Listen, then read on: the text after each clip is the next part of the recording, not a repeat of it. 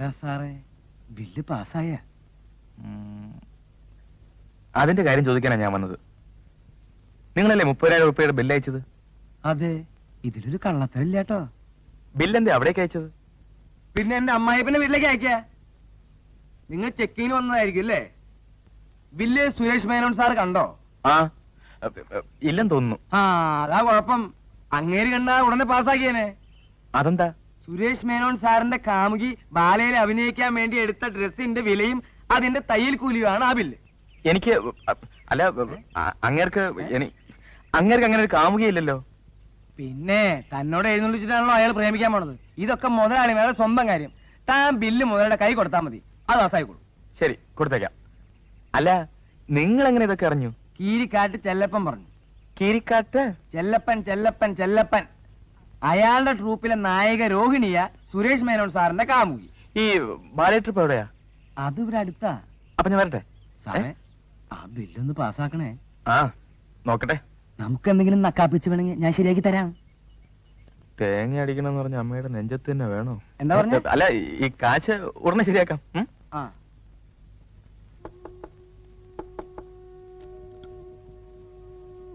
രോഹിണി എന്താ വല്ല പുതിയ കള്ളത്തരം കൊണ്ട് വന്നിരിക്കുകയാണോ?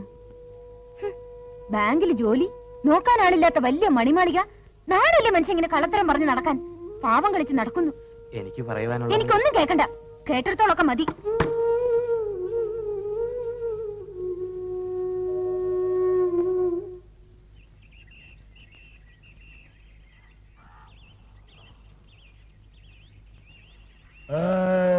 ഹലോ ഹലോ ഹലോ ഹലോ, ഇവിടല്ലേ കീരിക്കാടന്റെ ബാലെ? ബുക്കിങ്ങിന് വന്നാണ് ഇന്ന് ഡേറ്റ് എടുക്കില്ല. മൊയിലാളി ബിസി. ഗാന്ധികാളി പേപ്പറുകാരന്മാരുടെ കൂടെ ഒരേ മീറ്റിംഗ്. പത്രസമ്മേളനാണോ? എന്തരാന്താ ഞങ്ങളുടെ പുതിയ ഹീറോയിനി രോഹിണിയെ പേപ്പറുകാരന്മാർക്ക് പരിചയപ്പെടുത്തി കൊടുക്കുക. എന്താ എത്ര പരിചയപ്പെടുത്താൻ?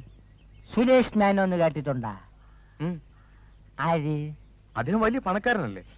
അത്ര വലിയ പുല്ലൊന്നും അല്ല. നമുക്കറിയാം അവന്റെയൊക്കെ കഥ. അവന്റെ തന്ത കള്ളനോട്ടടിച്ചല്ലേ പണക്കാരനായത്. അത് കള ഓട്ട് പുല്ല്. അവനൊക്കെ എന്തരായ നമുക്കെന്താ? നമ്മുടെ ഭാഗ്യത്തിനോ എന്തോ നമ്മുടെ ട്രൂപ്പിൽ ഒരു ചരക്കുമായിട്ട് എവനൊരു ലൈൻ. നമ്മുടെ മൊയിലാളി അത് ശരിക്കും മുതലെടുത്ത്. പെണ്ണിപ്പ ഹീറോയിനി. ഇതിന്റെ കേറാപ്പില് സുരേഷ് മേനോൻ ബാലയുടെ പാർട്ട്ണറായ മൊയിലാളി കോളടിച്ച്. എവിടെ ഗാന്ധി ഹാൾ? എന്റെ കൂടെ വരി, ഞാൻ കാണിച്ചു തരാം. സാറ് ബാലയെ ബുക്ക് ചെയ്യാൻ തന്നെയാ വന്നത്? അതെ അതെ. സാറിനെ ഞാൻ എവിടെയോ വെച്ച് കണ്ടിട്ടുള്ളതല്ലേ? വല്ല ഉത്സവ പറമ്പിലും ബാലെ കാണാൻ. ആയിരിക്കും. നമ്മൾ വായി നോക്കിയുള്ള ചുറ്റി തിരിയാത്ത ഇടവില്ലല്ലോ. അയ്യോ, പറഞ്ഞോണ്ട് നേരം പോയി അറിഞ്ഞില്ല. ഞാൻ പോട്ടാ. ഞാനും വരുന്നു. ചുമ്മാ വരി. കാറിൽ പോ.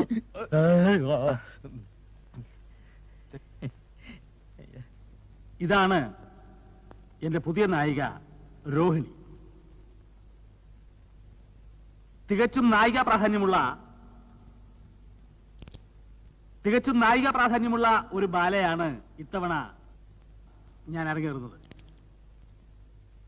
അതുകൊണ്ടാണ് രോഹിണിയെ പോലെ അഴകും ആരോഗ്യവും സൗന്ദര്യവും കലാവാസനയുമുള്ള ഒരു പെൺകുട്ടിയെ ഞാൻ നായികയായി തിരഞ്ഞെടുത്തത്. രോഹിണി എത്രാമത്തെ വയസ്സിൽ അഭിനയിക്കാൻ തുടങ്ങിയത്? 15ാമത്തെ വയസ്സിൽ. കാരണം വീട്ടിലെ ബുദ്ധിമുട്ട്.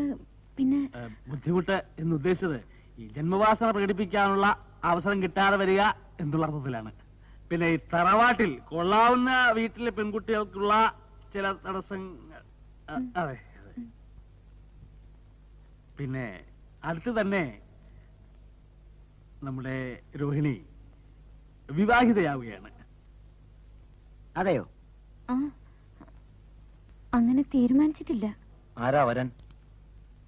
വരൻ നിങ്ങൾക്കൊക്കെ വളരെ വളരെ സുപരിചിതനായ കോടീശ്വരനായ സുരേഷ് മേനോൻ.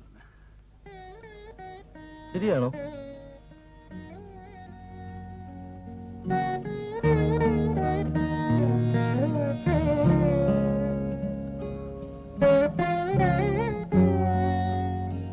അതെ, ഞങ്ങൾ തമ്മിൽ സ്നേഹമാണ്.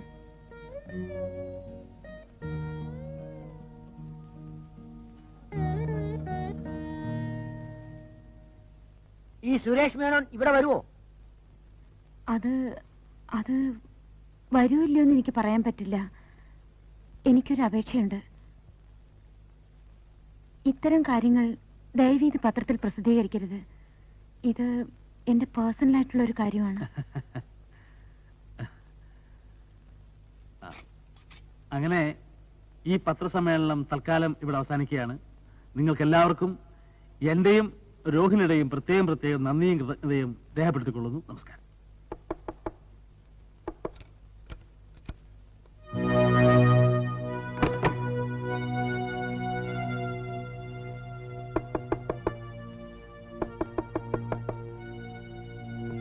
നിങ്ങളോടല്ലേ പറഞ്ഞു? ആരാ? ഞാൻ സുരേഷ് മേനോൻ. എന്റെ ഓഫീസിൽ നിന്ന് വരുന്ന ക്ലർക്ക് സുധീഷ്. എന്താ വന്നത്? ഇവിടുത്തെ ഒരു ബില്ല് ഞങ്ങളുടെ ഓഫീസിൽ വന്നു. അതിനെക്കുറിച്ച് അന്വേഷിക്കാൻ വന്നതാണ്. അത് സുരേഷ് സാർ കണ്ടോ? ഇല്ല, എന്റെ സെക്ഷനിൽ വന്നതാണ്. അന്വേഷിച്ചിട്ട് അറിയിക്കാമെന്ന് വിചാരിച്ചു. അത് എന്റെ ബില്ലാണ്. ഇങ്ങോട്ട് വന്നാ ഞാൻ അദ്ദേഹത്തിന്റെ കയ്യിൽ കൊടുത്തേക്കാം. നിങ്ങൾക്ക് എങ്ങനെ അദ്ദേഹത്തെ അറിയാം?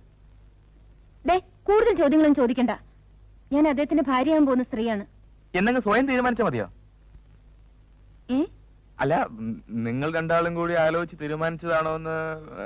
നിങ്ങൾ എന്തിനാ ഞങ്ങളുടെ പേഴ്സണൽ കാര്യങ്ങൾ അറിയുന്നത്? അല്ല, എനിക്കൊരു പ്രൊമോഷൻ വേണമായിരുന്നു. കുട്ടിയൊന്ന് റെക്കമെൻഡ് ചെയ്യാമെങ്കിൽ. അത്രേ ഉള്ളൂ. നിങ്ങളൊരു കാര്യം ചെയ്യൂ. ആദ്യം ആ ബില്ല് എന്റെ കൈ കൊണ്ടുത്താ. പ്രമോഷൻ അദ്ദേഹത്തിനോട് പറഞ്ഞ് ശരിയാക്കുന്ന കാര്യം ഞാൻ ഏറ്റു. ഞാൻ നാളെ കൊണ്ടുവരാം. വരട്ടെ. ഉം.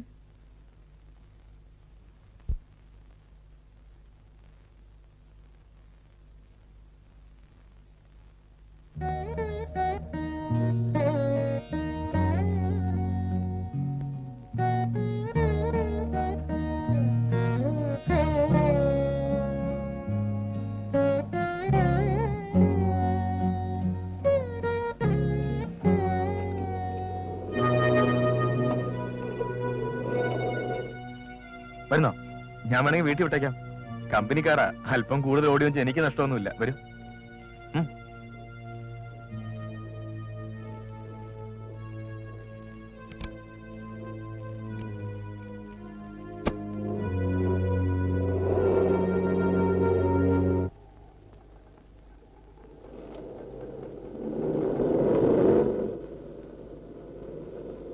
ഒന്ന് കാറ് നിർത്തൂ.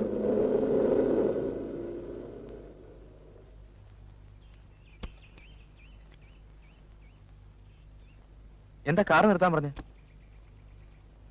എനിക്ക് അല്പം സംസാരിക്കാനുണ്ട്. നിങ്ങളോട് ഞാൻ നേരത്തെ പറഞ്ഞതൊക്കെ നുണയാണ്. നുണയാണെന്നോ? അതെ, സുരേഷ് മേനോൻ ഞാനുമായിട്ട് സ്നേഹമാണെന്ന് പറഞ്ഞത് സത്യം പറഞ്ഞാ ഞാൻ അയാളെ കണ്ടിട്ടും കൂടിയില്ല. പിന്നെ അങ്ങനെയൊക്കെ പറഞ്ഞത്?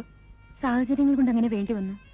ഒരു ദിവസം ബസ് കിട്ടാതെ വന്നപ്പോ അയാളുടെ കാറിൽ കയറി ട്രൂപ്പിന്റെ മുമ്പിൽ ഇറങ്ങി. അന്ന് തുടങ്ങിയത് എന്റെ കഷ്ടകാലം. എന്നിട്ടെന്താ രോഹിണിയെ സത്യമല്ലെന്ന് പറയാത്തത്?